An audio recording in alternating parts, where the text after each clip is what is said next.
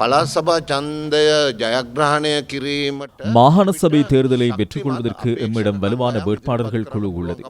எனவே அவருக்கு வலுவான வேட்பாளர் குழுவை முன்னிலைப்படுத்த முடியாமையினால் தற்போது பாராளுமன்றத்தில் உள்ள சிலரை ராஜினாமா செய்ய வைத்து மாகாண சபை தேர்தலில் நிறுத்த தயாராகின்றார்.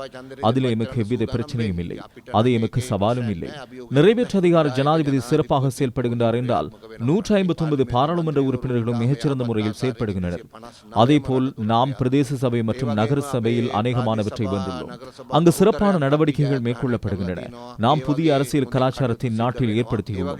இதனால் மக்களுக்கு சிறந்த தெளிவு உள்ளது. இவ்வாறான பின்புலத்தில் எதிர்க்கட்சியின் சிதறல்கள் ஒன்றாக இணைவதால் எமக்கு எவ்வித சவாலும் இல்லை.